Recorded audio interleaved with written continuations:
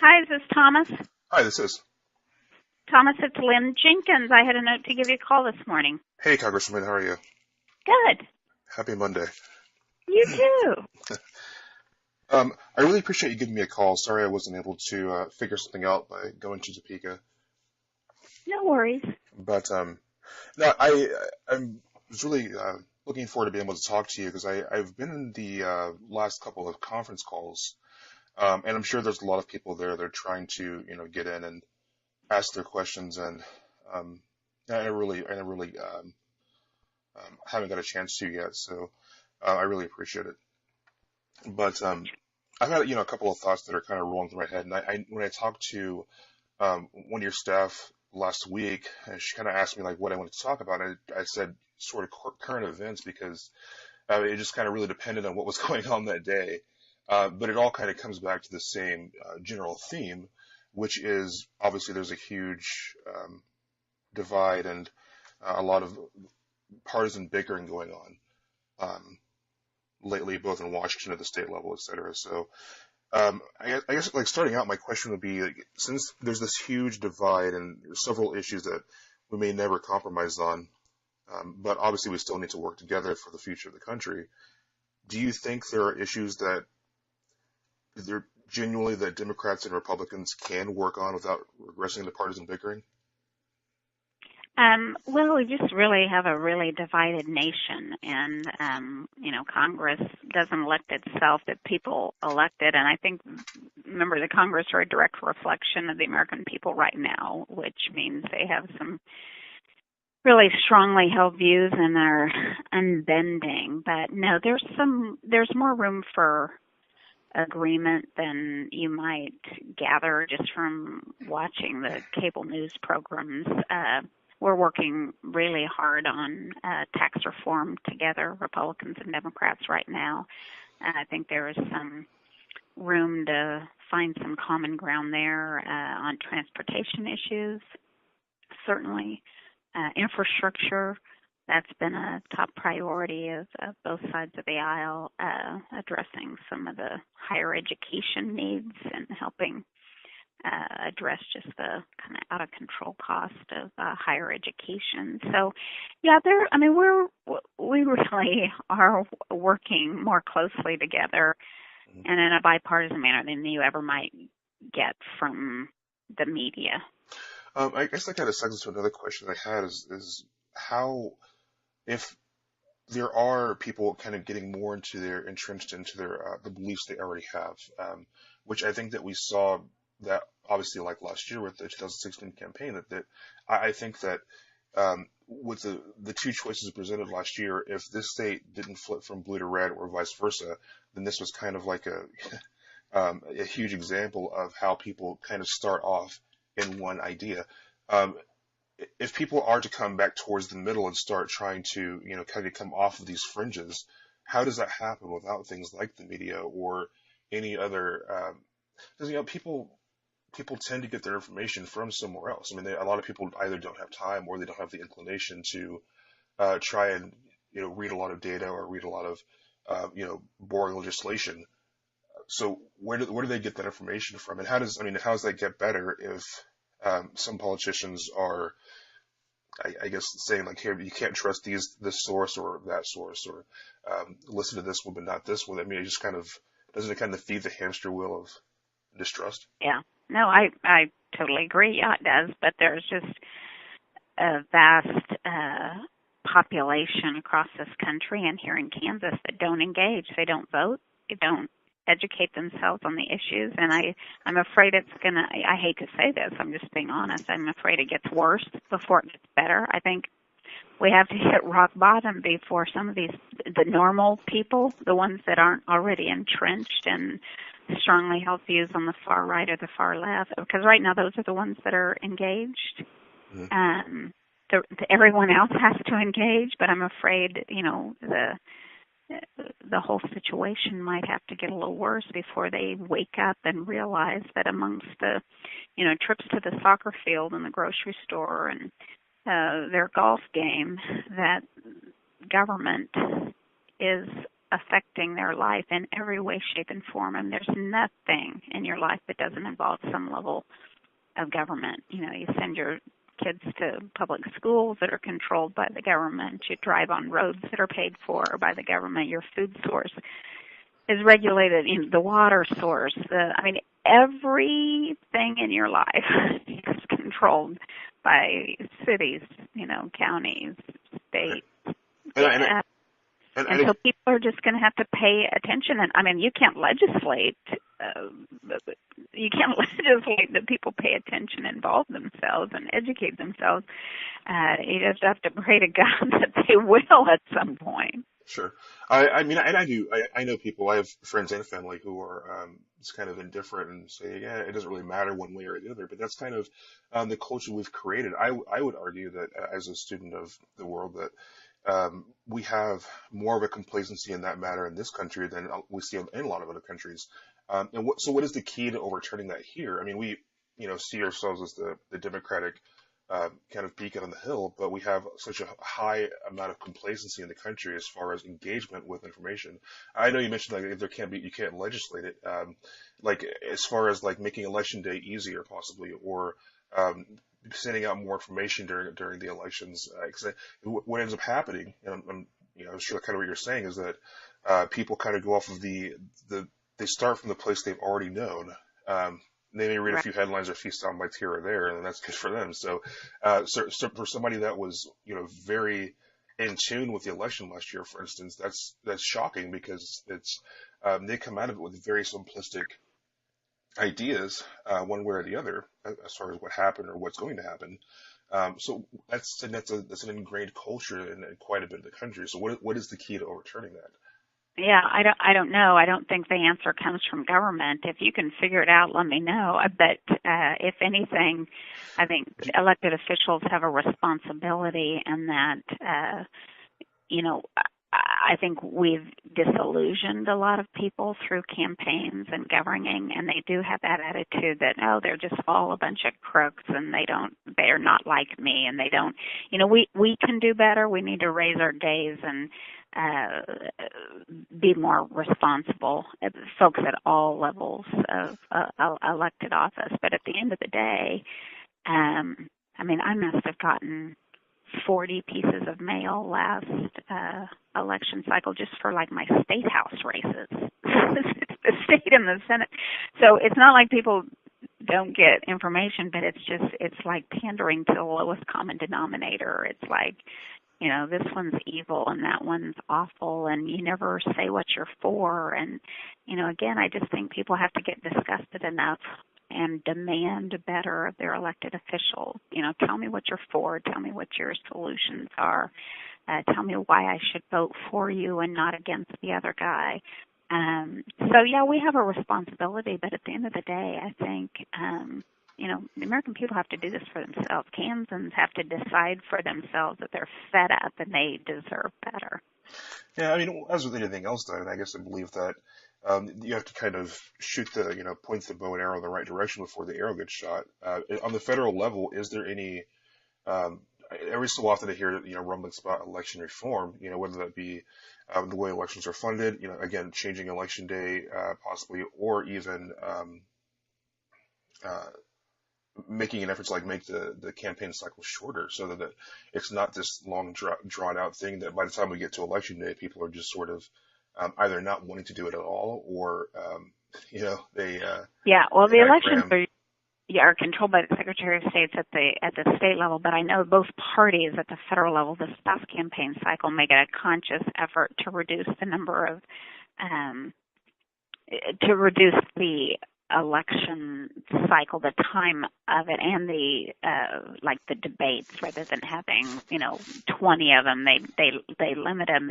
And I think we got the worst results that we've ever had out of the election process this last cycle. So I'm not sure that was the answer. I was all for it, you know, narrowing the window, reducing the debates, but it sure didn't raise the quality of the results any. So again, I just come back to, you know, the only people that can do this are the voters. And I would love to do something. If you have some ideas, I'm all ears. But I just come to the conclusion that there are some things you can't take away from people, and their right to choose who governs them is one of those things. And then they're just going to have to, man up, woman up, and take the ball, Yeah. take the bull by the horns and do better. I guess my idea there would just be what can we do as a country in order to make sure that people are being more informed, especially because there seem to be like a lot of prefacing now with don't trust the media, and now let me tell you what I have to say. So we have to give people a place to start from in order to be able to trust what's being said, whether that be like mutually agreed upon information packets that go out to voters in federal or state elections that say, like, here's candidate A and here's candidate B without the R and the D on there. That way people aren't having that, immediate starting. Yeah, unfortunately, though, what happens with those is money drives everything, and somebody's got a spin on everything. So if you're sending out information, somebody's raising money to do that, and they have an axe to grind. They're either trying to make money off of it. I mean, that's what happens with cable news. It's a money-making venture. They aren't in the business of getting fact-based information to people. They're in the business of making a buck.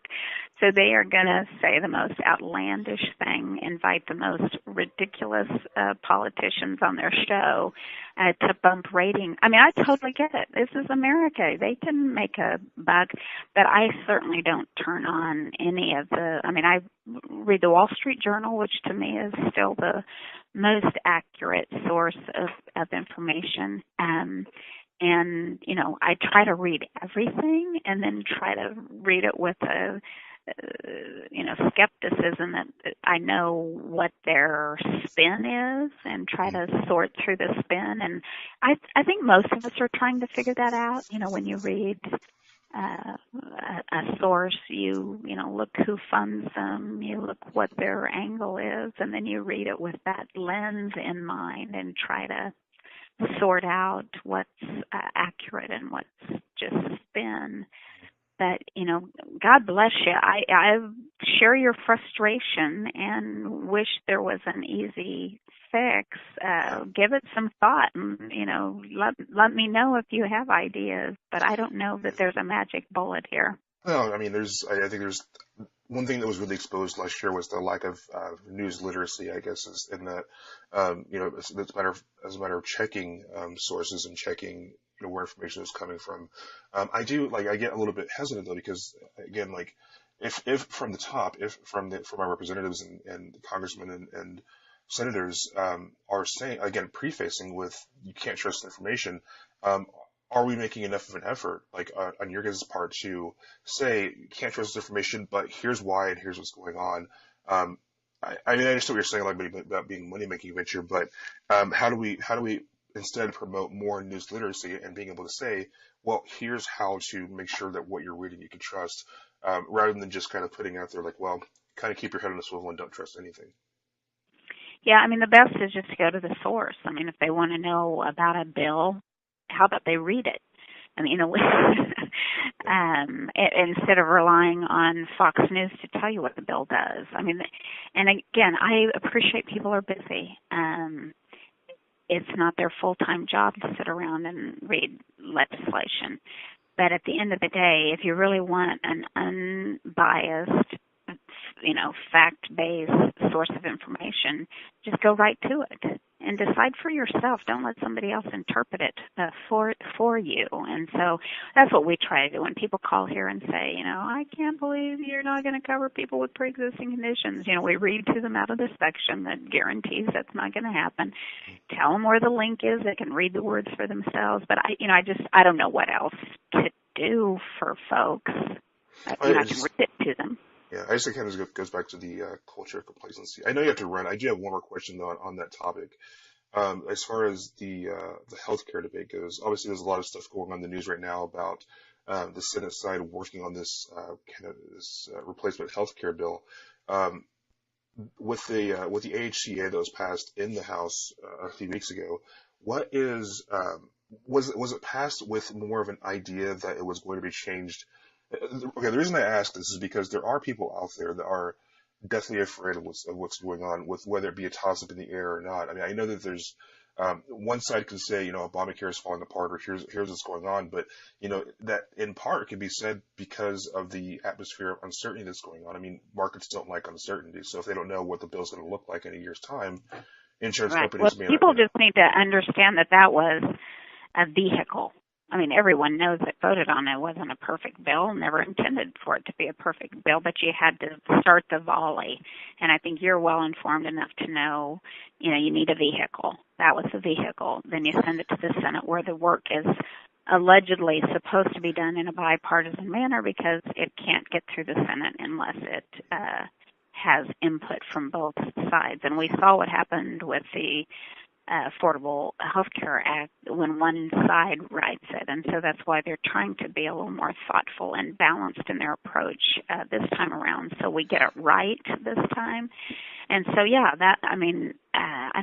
I hope people understand the process enough to know that no one was really for that bill in the House. It just had to get over to the Senate for the bipartisan work to be done. And we'll see in the next few weeks whether that's going to be possible or not. I'm still hopeful that they're going to find some common ground and come together and get that done. So why, I guess my ultimate question is, why is there so much, why is this being put through in a very uncertain manner I remember watching the ACA bill happen, and I know that there's like a lot of talk about like how that was rammed through or whatever, but I watched the meetings in the White House between Speaker Boehner and others and Obama talking about this bill, and I watched some of the House hearings on this, but here, I'm looking for information, and like, the especially what's going on in the Senate side right now, it seems to kind of be like this, we can get information if you want to, and I'm a person looking for information and I can't find it. The reason I ask about this particularly is because there's people out, like I said, there are people out there that are afraid.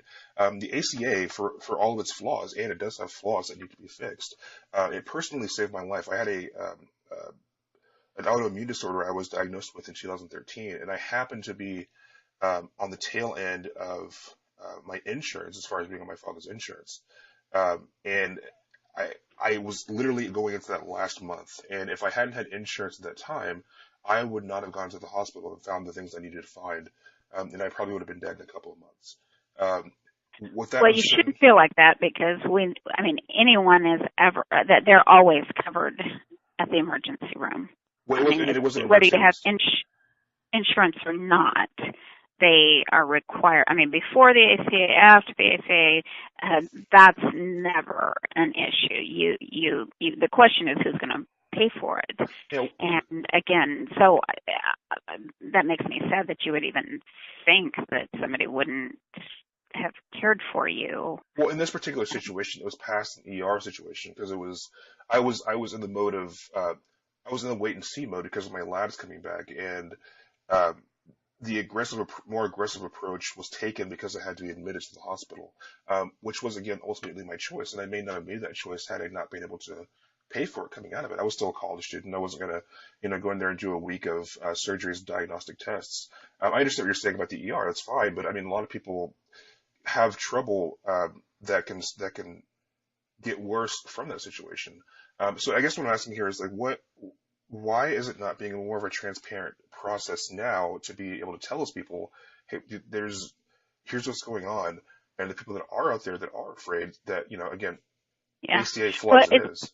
This is far more transparent than when the ACA was passed. That literally was written in Pelosi's office. But we've been working on this for 7 years. We've had the text out there for 7 years, ever since, when it was the alternative to ACA that we offered in our motion to recommit. So I've just told everyone, if you don't like the language, now is the time to call, and what you see is what you get. They are working on it. It's not like anything has already been decided. So this is how the process works. So we've got language out there. You go through it. If you don't like what you see, you call your member of Congress, you call your senator. They're working on it. They're trying to find common ground. They're working with Schumer. And at the end of the day, they're going to have something. But until they have decisions made, it would be premature to to like tell people, and today we think this is what we might do, and then tomorrow, well, today we think this. No. You take in all the information, you try to find consensus, you get it in legislative text, and then when it's ready, you'll put it out, and there'll still be ample time. It's not like it's going to pass like the ACA in the dark of night with zero votes from the minority party. This is going to be done in a transparent manner. But I don't know what people are afraid of. The language is already out there. That's the starting point. If you don't like it, you need to call your senator right now and tell them what you like about it and what you don't like about it. Well, what do you say? Like it was languages out there for about 7 years. Like what are you referring to? Like what? The alternative bill. Yes. Yeah, when you go back, I was on the committee that helped write it. We had the motion to recommit, which was the alternative bill, and that was the genesis of the bill that was passed in the House, a couple months ago. Wasn't that more? Been out there for. I mean, wasn't that more of just like a repeal plan that had provisions in it in order to replace, like find things to replace later on? No, it was the alternative bill, that has been out there for 7 years. Okay. So how do I guess, like, from somebody like me who does pay attention, how do I feel like the process is more transparent? Because I'm going to have to disagree with it. Like I said, I felt way more in tune with what was going on with the ACA than I do right now. I don't know a thing right now.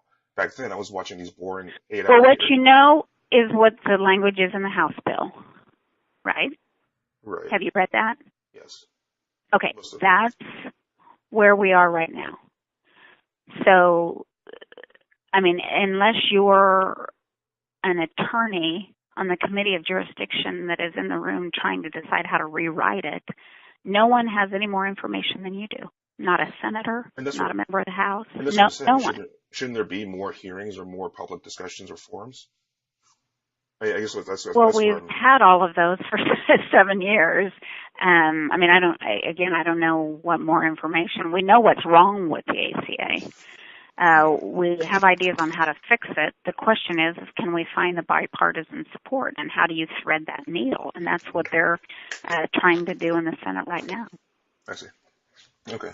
All righty. Well, I'm going to have to run. I've got my next meeting here, but you stay in touch with us. And like I said, if you have feedback on, how to make this political climate better, on changes to the health care bill, on how we can, get more done, don't hesitate to call, shoot us an email, whatever is easier for you.